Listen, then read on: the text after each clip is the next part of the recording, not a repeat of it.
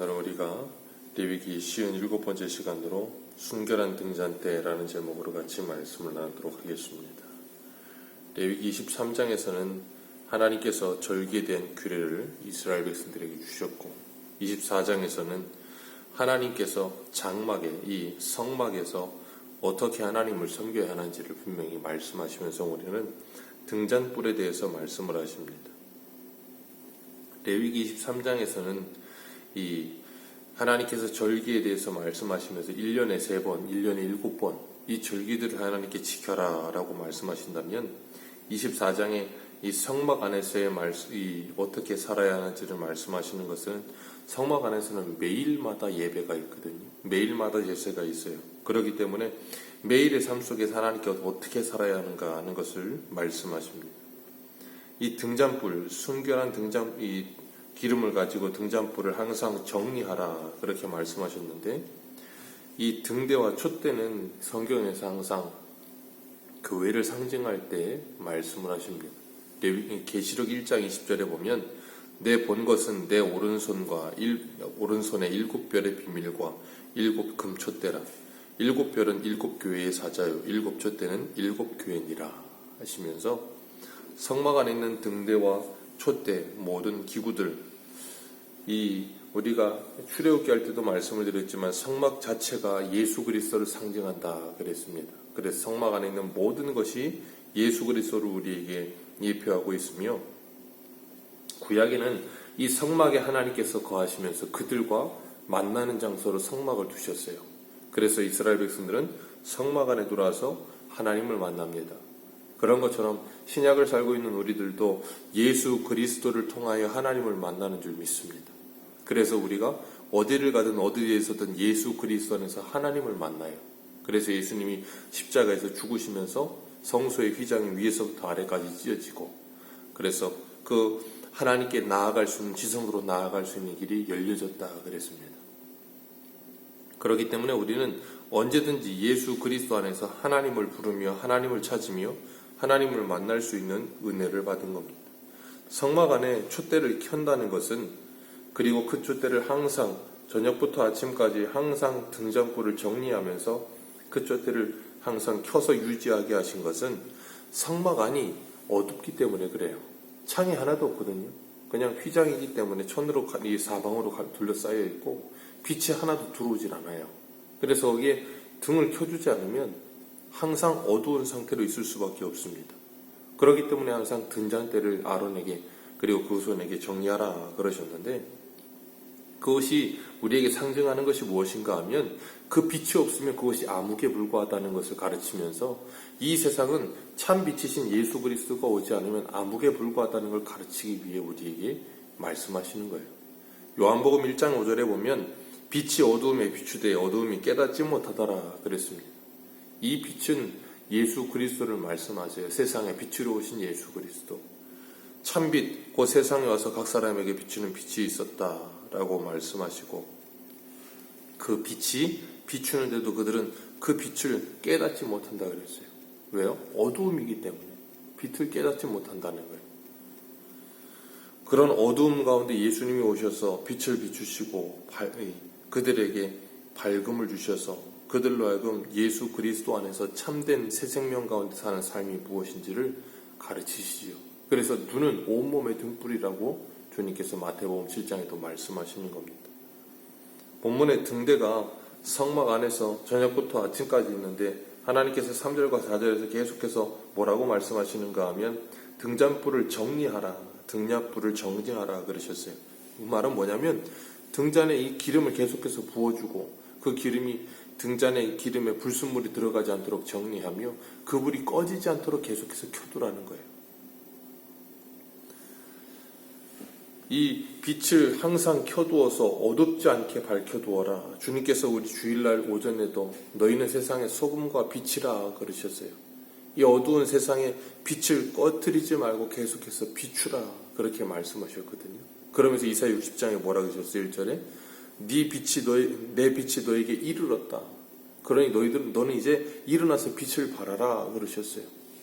예수 그리스도 참빛이신 예수 그리스도 너에게 이르렀으니 너는 이제 그 빛을 받은 자로서 일어나서 그 빛을 바라라 그렇게 말씀하셨어요. 베드로는 베드로전서 2장 9절에 이렇게 말합니다. 오직 너희는 택하신 족속이요 왕같은 제사장이요 거룩한 나라요 그의 소유된 백성이니 이는 너희를 어두운 데서 불러내어 그의 기이한 빛에 들어가게 하신 자의 아름다운 덕을 선전하게 하려 하심이라 그랬습니다. 그의 기이한 빛에 들어가게 하신 자, 그 예수 그리스도의 아름다운 덕을 선전하라고 우리를 부르셨다는 거예요. 오늘 본문 2절에 보면 2절 같이 한번 읽습니다. 시작.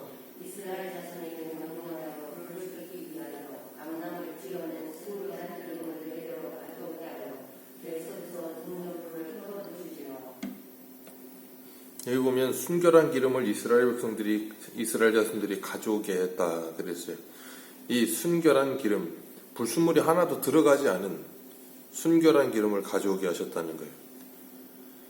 그러기 위해서 불순물을 제거하기 위해서 거르는 일이 계속 필요하겠죠. 그런 것처럼 오늘 우리들의 삶 속에서도 우리의 생활이 하나님의 말씀으로 인해서 성령으로 말미암아 걸러지는 일이 필요하다는 거예요. 순결한 기름으로 하나님을 드려지는 성령께서 우리 안에서 역사하셔서 성령이 역사하시는 것을 어떤 것도 방해하지 못하도록 육체의 소욕이 성령의 소욕을 제어하지 못하도록 날마다 모여야 되는 거예요. 걸러져야 된다는 거예요. 그러기 위해서 우리는 뭐 해야 되는가 하면 끊임없이 내 육체의 소욕을 제어하고 절제하며 인내하는 그 열매들이 맺혀져야 돼요. 그러기 위해 필요한 게 성령의 열매입니다. 성령의 열매 말할 때 갈라디아서 5장 그 마지막 9번째가 뭐예요? 절제입니다. 하나님께서 우리에게 절제의 은사를 부어주시고 절제의 영을 불어넣어 주셔서 우리가 성령으로 말미암아 우리 육체 소욕이 제어되는 삶이 필요해요. 그러면서 우리 안에 성령께서 역사하셔서 우리가 참된 빛을 발할 수 있는 삶이 사라지도록. 그래서 마태복음 5장에는 뭐라 그랬어요? 너희는 세상의 빛이라. 너희의 착한 행실을 세상에 그들에게 보여. 그렇게 말씀하시잖아요. 우리가 발할 수 있는 참 빛은 뭐예요? 착한 행실입니다. 우리의 삶으로 어떤 삶이요? 걸러져서 순결한 기름이 우리 안에서 타오르듯이 우리 안에 있는 모든 죄악된 것들이 걸러진 상태로 하나님의 말씀이 우리의 잘못된 삶 때문에 회방을 받지 않고 그 말씀이 온전하게 세상 사람들에게 비추어질 수 있는 말씀의 통로가 되고 복의 통로가 되듯이 그렇게 우리가 온전하게 하나님께 드려지기 위해서 끊임없이 우리가 하나님 앞에 온전히 서야 된다는 거예요. 우리 한 군데만 읽겠습니다. 고린도후서 1장 20절 한번 읽어보겠습니다. 고린도후서 1장 20절입니다.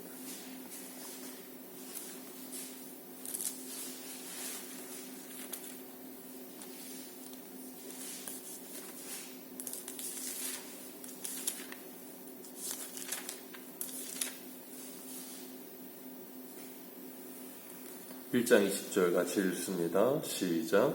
하나님의 약속은 얼마든지 그리스도 안에서 이해가 되니 그런즉 그로 말미암아 우리가 아멘하여 하나님께 영광을 돌리게 되느니라. 아멘.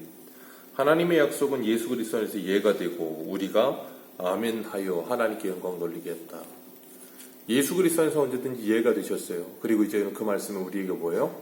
아멘이 되어야 된다는 거예요. 아멘이 될 때 그것이 뭐예요? 하나님께 영광을 돌리게 된다는 거예요. 그래서 디도서 2장에서도 2장 5절에 이렇게 말씀합니다. 신중하여 순전하며 집안일을 하며 선하며 자기 남편에게 복종하게 하라. 이는 하나님의 말씀이 비방을 받지 않게 하려 함이라. 젊은 여인들에게 이렇게 가르쳐라 하시면서 남편과 자녀를 사랑하고 신중하고 순전하며 집안일을 하며 선하며 자기 남편에게 복종하게 하라. 그 이유는 그렇게 해야 되는 이유는 하나님의 말씀이 비방을 받지 않게 하기 위하여 우리의 잘못된 행실 때문에 하나님의 말씀이 비방을 받지 않도록 참 빛이 우리의 잘못된 행실 때문에 잘못되게 비춰지지 않도록 조심하라 그렇게 말씀하시는 거예요. 그렇기 때문에 우리가 정말 이 세상을 살아가면서 오늘 본문에서 주님께서 말씀하신 것처럼 그 등잔대를 항상 정리하라, 등잔불을 정리하라 하신 것처럼 그 등잔에 순결한 기름을 부어놓고 거기에 불순물이 들어가지 않도록 항상 정리했던 것처럼 우리의 마음을 항상 정리하고 우리의 생각을 항상 정리하고 우리의 행실을 항상 정리하고 어떻게 정리합니까? 하나님의 말씀에 비추어서 끊임없이 우리의 모습을 돌아보는 거예요. 그리고 정리하는 거예요. 그런 삶을 매일마다 살아가라라고 하나님께서 말씀하고 계세요. 그렇기 때문에 우리가 오늘도 이 아침에 주님 앞에 나와 예배하는 가운데 기도하면서 우리의 마음을 어떻게 해요? 정리하는 거예요. 주님께서 우리가 기도하면 마음과 생각을 지켜주시겠다고 약속하셨거든요. 그렇기 때문에 이 마음이 계속해서 정돈되고 정리되는 모습이 필요해요. 우리의 생각이 정돈되고 정리되는 모습이 필요해요. 그럴 때 우리의 삶은 정돈되고 정리되어 갈 겁니다. 그러기 위해 우리에게 필요한 건 우리의 마음이 끊임없이 하나님의 말씀으로 붙들려 있는 거예요. 세상 사람들도 조금만 이 인생에 대해서 생각을 하는 사람들은 마음에 대해서 굉장히 많이 생각을 합니다. 그래서 뭐 불교든지 아니면 어떤 다른 종교든지 보면 정신 수양, 뭐 마음 수양, 아니면 마음 공부, 뭐 그런 말을 많이 써요. 그러면서 뭐 하냐면 사람의 마음을 어떻게 다스릴까? 그런 거에 굉장히 관심을 많이 갖습니다. 예수님을 믿지 않는 사람들도 그런 거, 그 정도의 수준은 가서 그런 거를 해요. 그런데 예수 그리스도를 믿는다고 하는 우리는 예수를 믿는다고 하는데 우리의 영혼을 위해서 얼마만큼 우리가 시간을 투자하며 내 마음과 생각을 하나님의 말씀에 붙들리게 하기 위해 얼마나 시간을 투자하고 있는가. 하루 동안에 우리는 얼마나 기도를 하며 하나님의 말씀으로 우리의 마음을 다스리고 있는가. 육체의 소욕이 성령의 소욕에 제어되기 위해 우리는 얼마나 기도하는가 하는 걸 생각을 해봤을 때 참 어떻게 보면 굉장히 부끄러울 때도 있어요. 하나님께서는 우리들에게 분명히 말씀하세요. 너희들의 순결한 등잔대 위에 등잔들을 항상 정리하라. 오늘도 그 말씀을 붙들고 우리 안에 잘못된 불순물이 들어있는 것들을 정리하며 순결한 기름 대신 성령께서 우리 안에 들어와 우리의 마음의 빛을 날마다 비춰주실 때 우리의 모든 더러운 것들이 제거되어 마음이 청결함으로 하나님을 만나며 하나님을 보는 은혜가 있으시기를 주님의 이름으로 축복합니다. 기도하겠습니다.